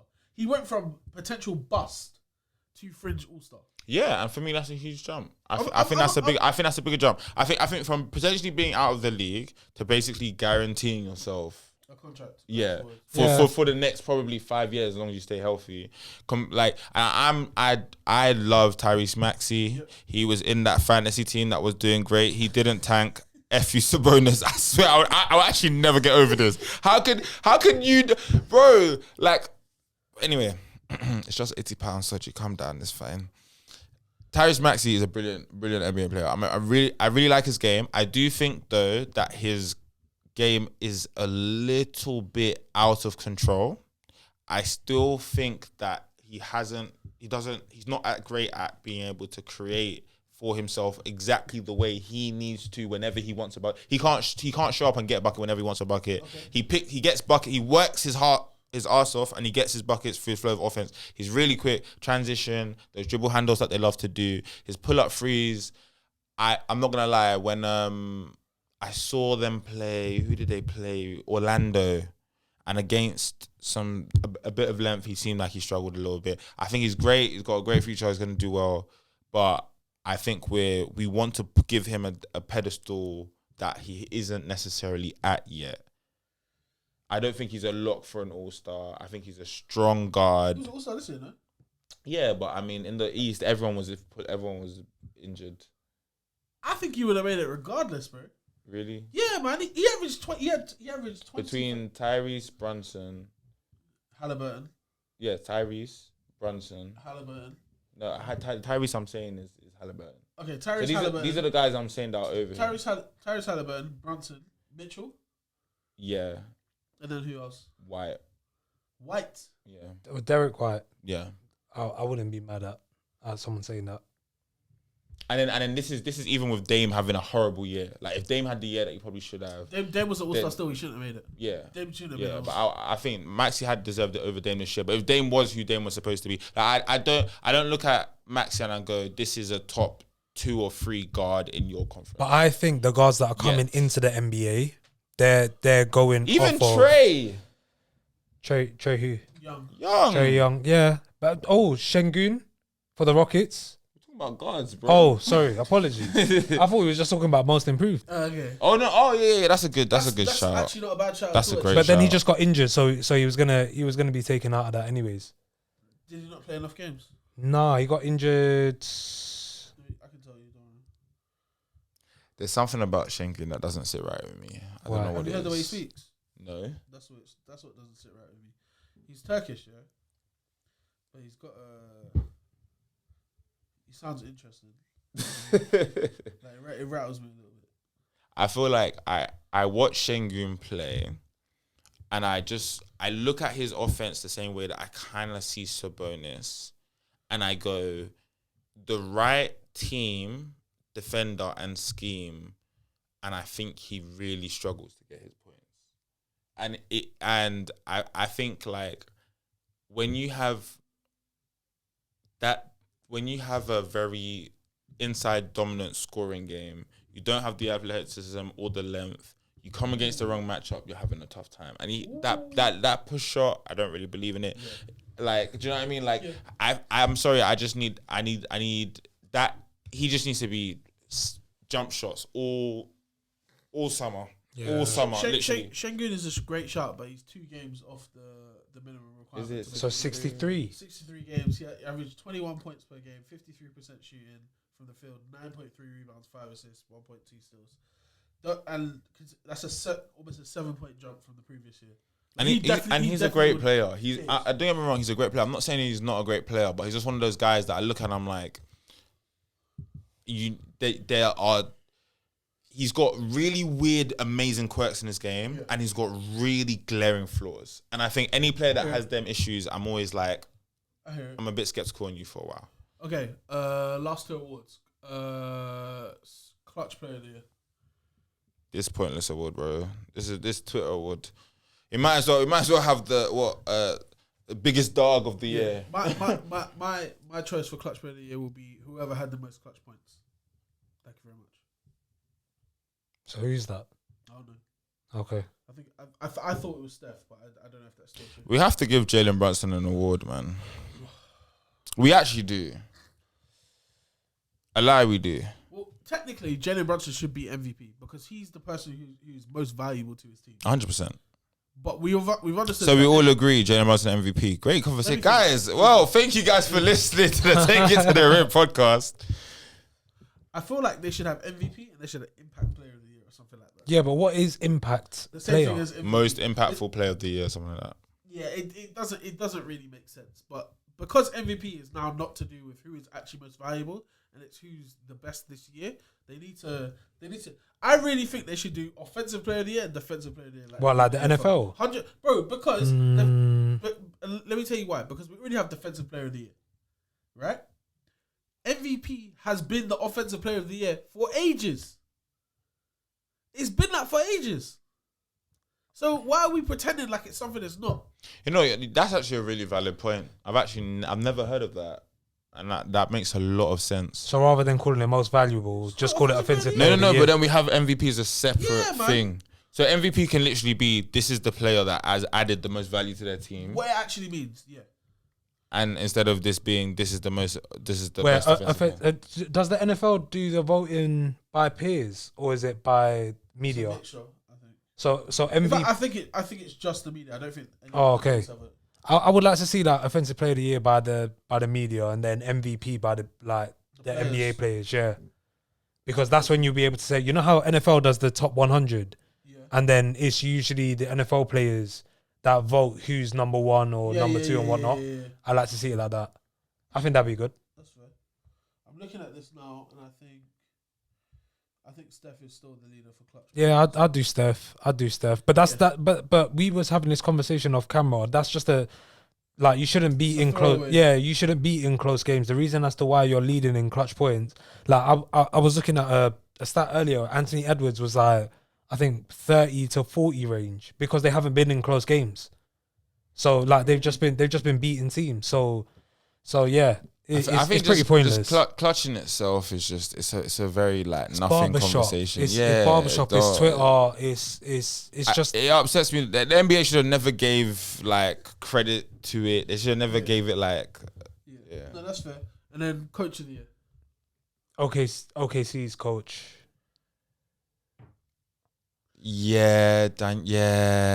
I mean, if you want to take the easy route, you go for Joe. Because they've won 64 No. games. But if I'm being honest with you, you go for Tibbs. You go for Tibbs over Joe. Tibbs over Joe. Yeah, true. To be fair, yeah, but I'd go for OKC just because of the fact that their team's not based in a traditional way. They don't have a big center. They've essentially changed their game to accommodate for SGA. All the other starters and also include Chet in that and still win 57 games or 56. No, 100%. My only, and I feel like there should be clear cut requirements to meet a lot of these awards anyway. Yeah, I think one of them for me with coach of the year, you cannot have an MVP contender in your team. Really? Yeah, because we give a certain level of value to a guy who's in the MVP conversation to team success. Do you know why I disagree on that? Because sometimes your coaching can turn that player into the MVP. Yeah. Or put them in that conversation. But to be fair, I see where you're coming from, but at the same time I think he's just made adjustments throughout the season. No, 100. I think he's a deserving coach regardless. And I think a lot of the main thing that should contribute to whether you win it or not is what was your team record like? How have your team improved with you as the head coach? Yeah. So what was your record last year? What's your record this year? Like what things were you bad at last year? What things are you good at this year? And what changes have you made within the roster as well? Do you think there should be a most improved coach? Definitely. I think there should be. I think because I think there should be coach of the year and then like most improved. 'Cause I feel like we sometimes don't appreciate some of the jumps that coaches make with teams. 100%. Like certain teams are in positions they were not in last year. Orlando is one of them. The pace and Orlando kind of showed us last year they had the potential to do it at some point. Yeah. The Pacers. Those previous years where Bickerstaff was definitely in that conversation for coach of the year when you guys were overachieving as well. Like things like that matter to me. So like Orlando, the Pacers definitely. The Knicks 100% are a team that you do not at the same time. No one said to me the Knicks are going to be a number 2 seed, regardless of whatever else is happening within the league. The Knicks have all you can do. Because you didn't ask me, Cam. You should have come and asked me. You definitely did not say that. You definitely did not say that. But then looking at a team like Timberwolves Finch is in contention for this award as well. Yeah, he should be. He They've should been be. battling with being the number 1 seed the whole season.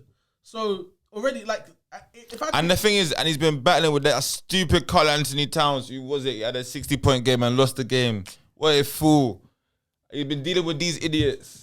It's not a joke. I just feel like that right now, I think the NBA is in a good place where you've got a lot of younger NBA coaches. They're not all like legacy guys like Pop and Doc, where their reputation is a reason why they're employed. You know, they're showing real talent from a young age. I'm even surprised that Tibbs is not in that conversation, to be honest. There was a period of time where I thought he was going to go that way. I think the last 2 years have shown that Tibbs is able to do a lot with not so much. Yes, and I think that's why I don't put him in the same conversation as same because he's overachieved for the last couple of this year is a massive overachievement anyway. But last year, even beating the Cavs, overachievement. So that's the thing. The regular season last year was lovely. Yeah. The playoff win was because when you see them old style coaches, you normally feel like they're very much like my way or the highway. I was impressed with Tibbs. I would like to recommend 2 new awards. Go ahead. The first is Foy. Foy, failure of the year. There is. We'll say the minimum game requirement is 30 games, right? And I, if you win the award, your pay is slashed by 50% for the next year. I think that should be it. Who would have been 40 this year? Oh, we know there can only be one. Glenn. I'm looking at you.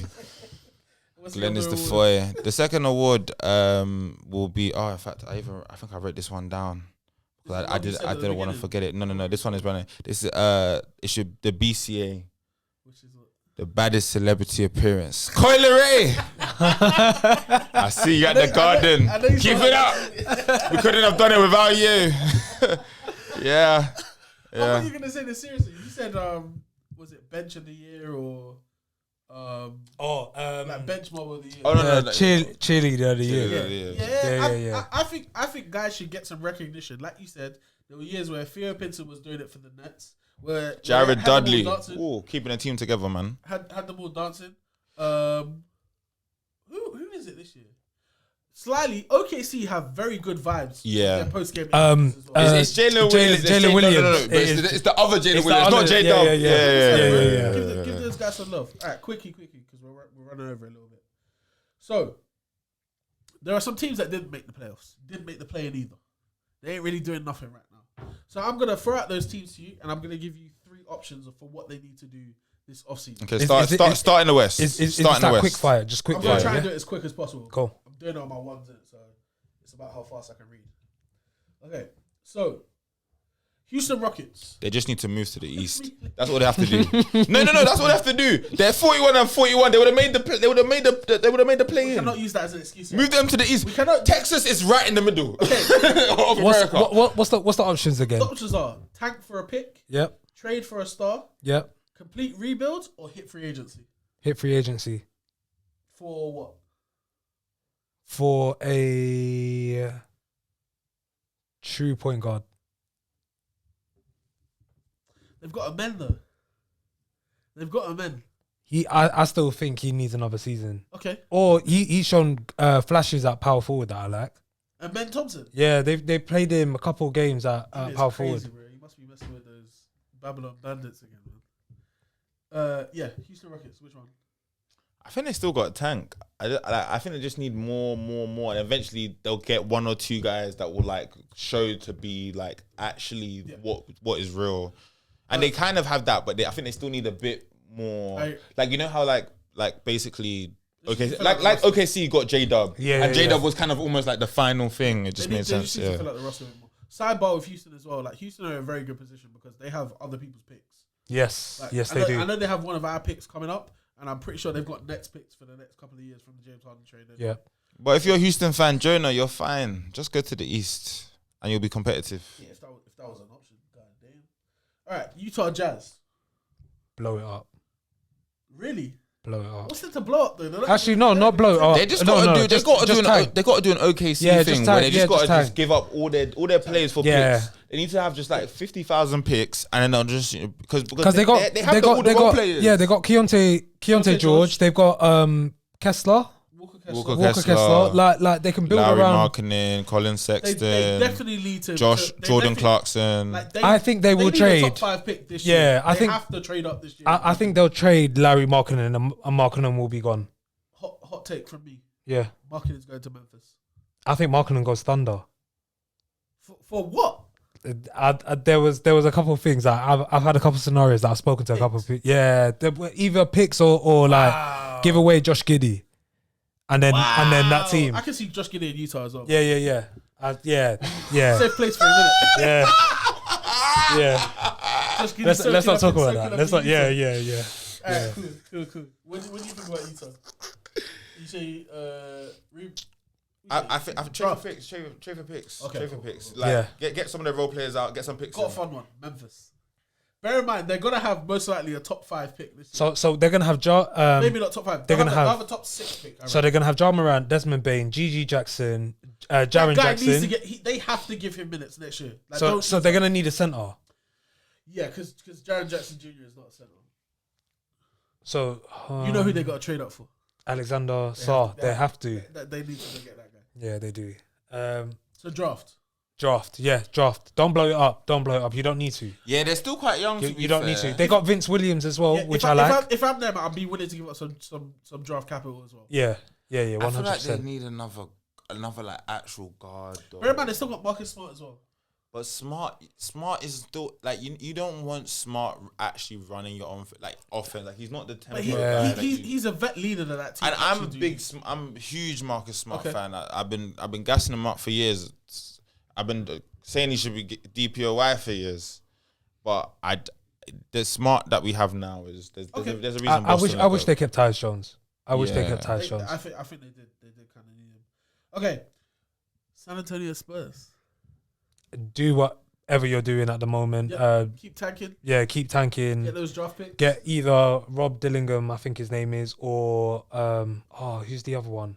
The Cassell.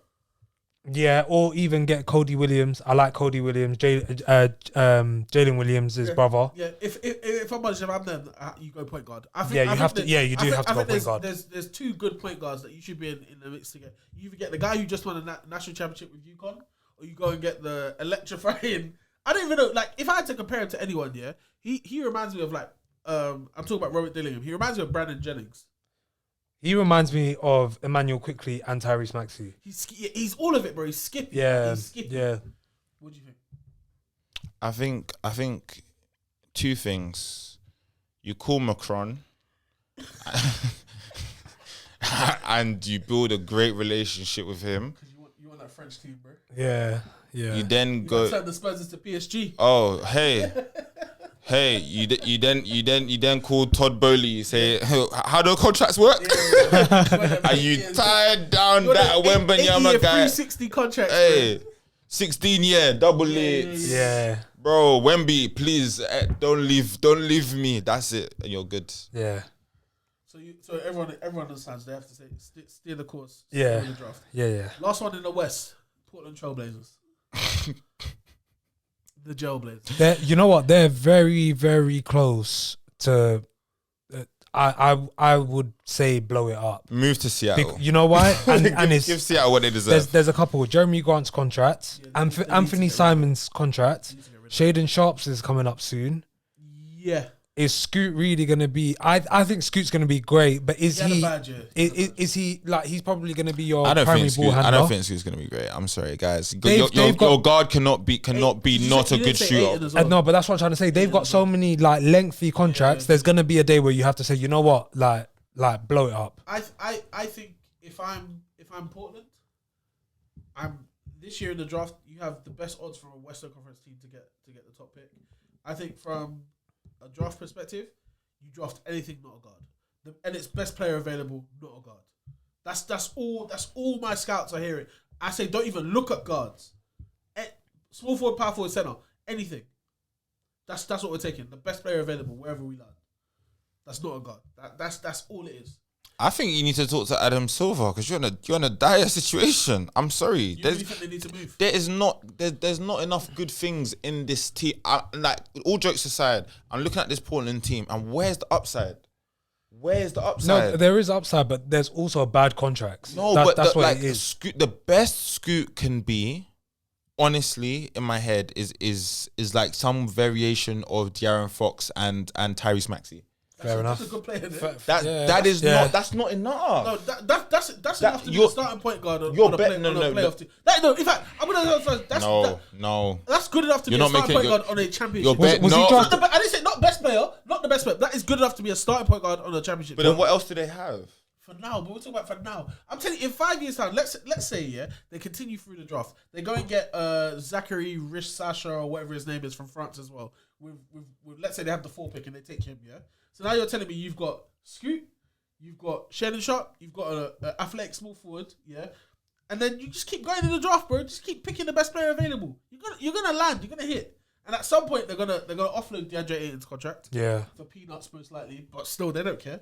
They're gonna do the same damn thing with and even Avi Simons is gonna finish his contract. They're just not gonna bring him back in free agency. Yeah. Honestly, instead of having to go through years of that, turmoil. Just give me the Seattle jerseys, the back. Let us have nice jerseys. Yeah, Seattle's coming. That's gonna be an expansion team. Seattle's coming anyway. Don't Yeah, worry yeah, about it. There's gonna be 30. Make it happen.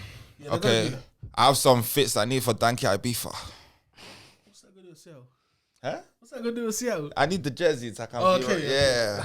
Okay, let's move to the East. I think there's a lot more of a mess in the East than there was in the West. Yeah. Number 11, the Nets, who have no draft picks. They have no future. Just keep doing what you're doing.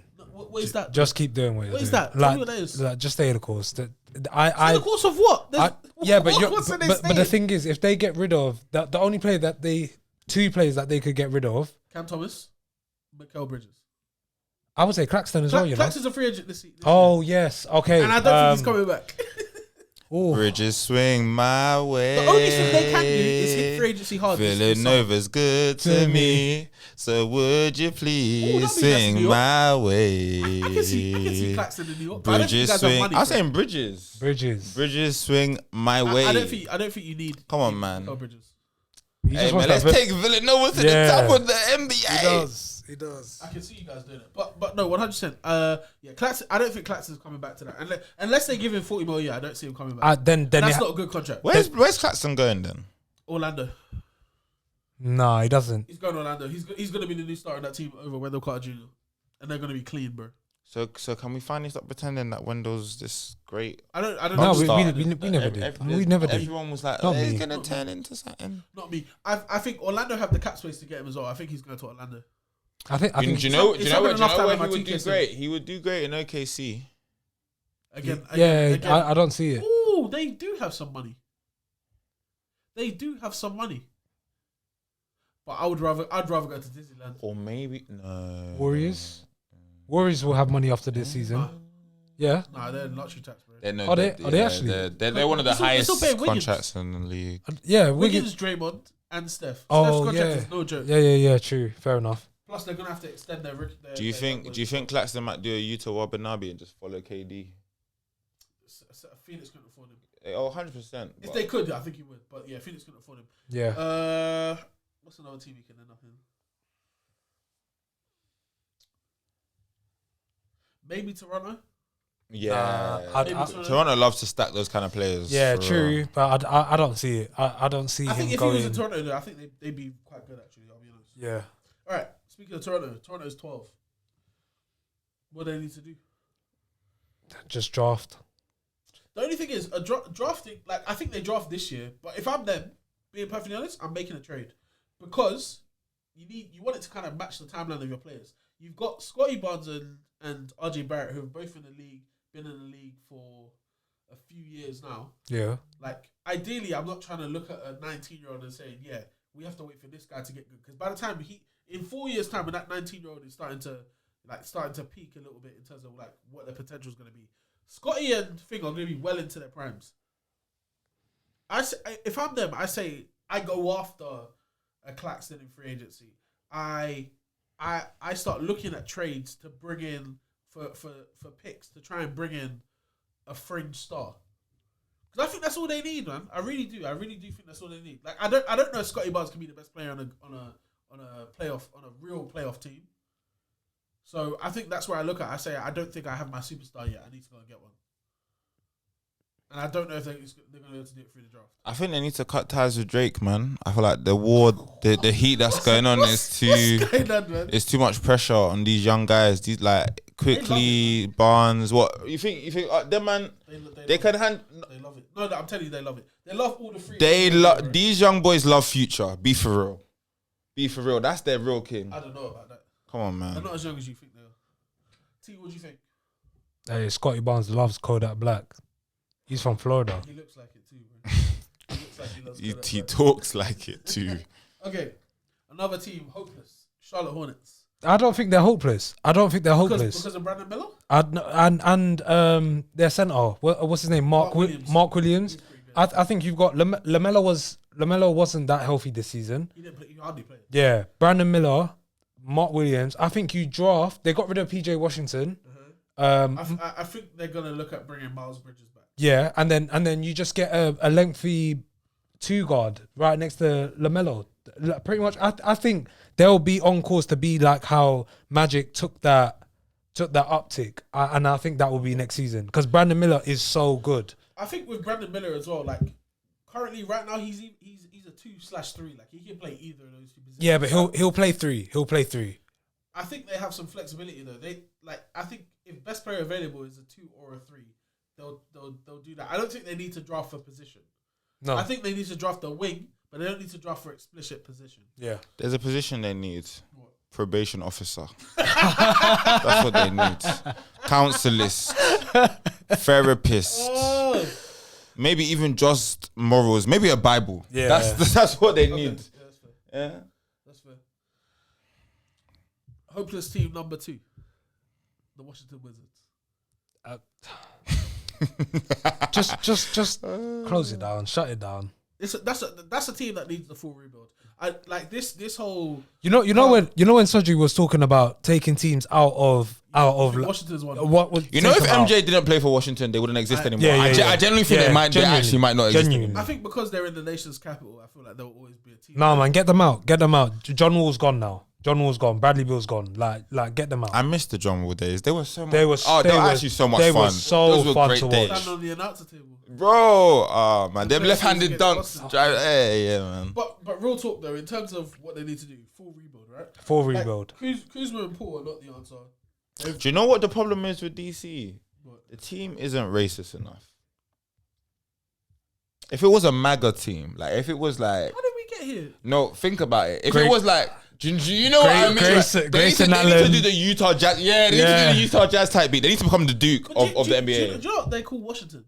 Chocolate Sea. Yeah, but that's because. No, But is that that's because the of migration? Is that because of them or is that because of what's really really close to them? What's really is Baltimore close to them? Is that because of it? It's because of the migration from the South, the slavery. Everything's about slavery. But that's besides the point. This, the whites are concerned that we're taking over. Yep. And this is the opportunity for them to fight back. Yeah. Take over the Washington team. They need a European star. They tried with Porzingis, didn't work. Marketing. I'll get back to you on Washington. I have plans for Washington. All right. Or you get Franz Wagner. Or Mo Wagner. It's Mo. France is not leaving. Yeah, it's Mo. It's Mo. It has to be Mo. Yeah, All right. go on. Last team, worst team in the NBA this season, The Detroit Pistons. Oh, shut it down. Shut it completely down. What do you mean shut it down? What do you mean? Shut it down. Shut it down. down. It's okay. So they've got Cade Cunningham on a max contract. They've just They haven't extended him yet, though, have they? No, they haven't. They haven't extended him, or they have. This summer he'll get his extension. But Okay. He won't start until next season. So they got Asar Thompson. Yes. They got Jalen Duren. Yes. They also have James Wiseman, They also have Jaden Ivey. as well. Jaden Ivey, and do they still have Killian Hayes? No. Oh, They thank just heavens. released him at the trade. All right, then let's say just keep rebuilding. Let's say keep rebuilding.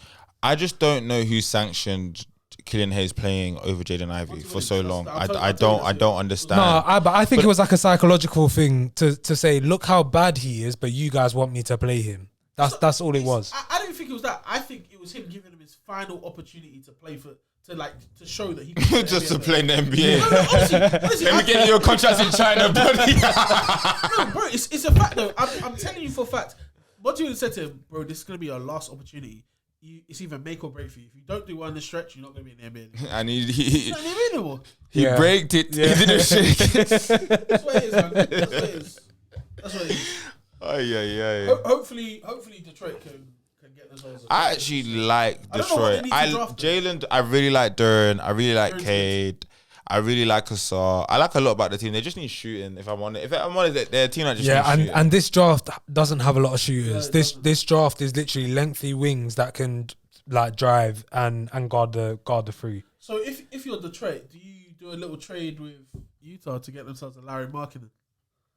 Yeah, you know what? I think they might. Actually I like they that. might have to. Give I do up like on- that. They might have to give up on an Asar, you know, because I don't think you can. No. Have, No, they'd give up on Let me Jaden explain, Ivey. let me I would explain. as well. Yeah, Let they'd me give up on explain. Jaden Ivey. Let me explain. Between, well, I guess if you go to Ivy, but I don't think because Cade ain't that great of a shooter, and I don't think Cade is built to be that. Yeah, no, I agree. But he's still their best. Asar not being a shoot, and I don't think they should give up on Cade. Asar's not that great of a shoot. Asar will never be a shooter. For being honest, if we're being honest, Asar is a 6'10" power forward in a 6'6" combo wing. Yeah, both of them are. Asar's set to be like the best wing defender in the entire NBA for the rest of his career, which is it's phenomenal. But he will never be able to shoot, and he needs to be on a team of shooters. I don't get rid of him. Though. The center, Duren's not going to be a shooter. No, he's not. He's old school. So you're saying three starters are going to be non-shooters really in the same. Cade isn't a non-shooter. He's just not a lights out shooter. I think if you can go and bring in, because I think Jaden Ivey they trade, or he's going to be the sixth man going forward. But I think your 2 and your 4 have to be snipers. Like anything has to be lights out. Yeah, as in like yeah, they're yeah. pulling over man that are in front of They have to them. be snipers. And I think you go around the league and you look at what teams have guys like that, and you offer them whatever they want. That's the only way this current Detroit team, as constructed, are going to work out. Like you said, they need shooting. Jaden Ivey, do you think that Detroit would be so much better if Jaden Ivey was just Isaiah Joe? I think they would be better. They would be better, They would 100%. be better because it addresses one of their main. Also, at the same time, you need to Monty needs to sit down with Cade Cunningham and decide what position he's actually playing. Is he playing point guard or shooting guard? Facts. Because that's the reason why we're all in this mess in the first place. I don't think Monty's a development coach. Nah, ooh. I can't. I have to disagree just because when What? Phoenix started turning the corner. Yeah. he was a head coach. But was okay. Like, it Phoenix, was him. It was him. It was Ayan. It was Booker, and it was Mikal Bridges. Yeah. and it was and he- Chris Paul. No. Chris No, Paul the wasn't bubble there. year, The the bubble. Chris Chris Paul was Um, after. Yeah. The year when they were in the bubble and they won 8 straight games and they almost made the. They had what would've been the Cam play-in Johnson, Yeah. Cameron Payne, that team. Yeah, man. I'm telling you, and I've seen him do it before with Chris Paul when Chris Paul was a rookie. As well. Because Not a rookie, but when Chris Paul was younger in New Orleans, Monty was. He did it. He did it with AD. Yeah. Pelicans. Yeah, he did it with AD. He's got a. My fault, gang. My fault. He's got his. I've been looking at the situation. I've been like, Monty, I'm not sure because you know when you look at someone's lows, like your lows shouldn't be this bad because from what we've all been saying about you. So now I'm trying to answer. Yeah, but look at him and be like, what is it? I think all the other teams he's had structure, and he's also had clear players in those positions. This is one of the teams where I couldn't tell you who the starting point guard is. I couldn't. Like you haven't actually gone out your way and said Jaden Ivey is the starting point guard or Cade Cunningham is the starting point guard. In my honest opinion, I think Asar's like he's gonna probably end up being a combo guard. Yes. He definitely needs to learn how to be a point guard. Yeah, I think yeah. that situation will be a lot easier. Yeah, and then Cade, like I'll be honest, what is he? 6'7", 6'8", 220 or 220 or something like that. He should have been a small forward or a shooting guard. He shouldn't have been point guard coming into the league. He shouldn't have. I think they feel for need because remember they drafted Killian Hayes, then they drafted Cade. Yeah. True. I think True. I don't necessarily know if Cade would be a point guard was the plan. Yeah. Maybe they draft a point guard. We'll see. I think Detroit need to start playing volleyball or something. They need. Oh God. Yeah, I can't see much for them for the foreseeable. If I'm being for real, if you want to be happy in Detroit, find some other place to find your joy. Yeah, NFL's pretty good. Are they good there? Yeah. Oh, is it the Lions? Yeah. Oh, okay. Yeah. Yeah. Well. They won their first playoff series in God knows how many years. Yep. But yeah, thank you very much, you two, for coming through, showing some love to the podcast, spreading wisdom, sharing your opinions. It's been great having you. Do either of you have anything to plug before we go? Shout out to UDFN, best basketball runs and events and everything on Instagram. UDFN on Instagram. That's my boy Lapper running it. If you're trying to see hoopers, if you're a hooper, you're in the UK, you're trying to get runs in London, shout out UDFN. Check out UDFN. That's me in it. Mm-hmm. Yeah, that's it, man. And Glenn, the bailiffs are on your door. It's Glenn. Oh, Doc Griffiths. Nah, you're nuts. Yeah, that's been the Take It to the Rim podcast. Follow us on Twitter, Instagram, TikTok, All of or that. on YouTube. Subscribe. Everywhere. Button will be around here. Yeah, we look forward to bringing up more content over the playoffs. Stay tuned for our watch parties as well that we're going to start very, very soon as well for these playoff games. And yeah. And maybe a top 25 list. Yeah, we're going to get some fun stuff out for the playoff time. Don't worry. But yeah, thank you very much for tuning in.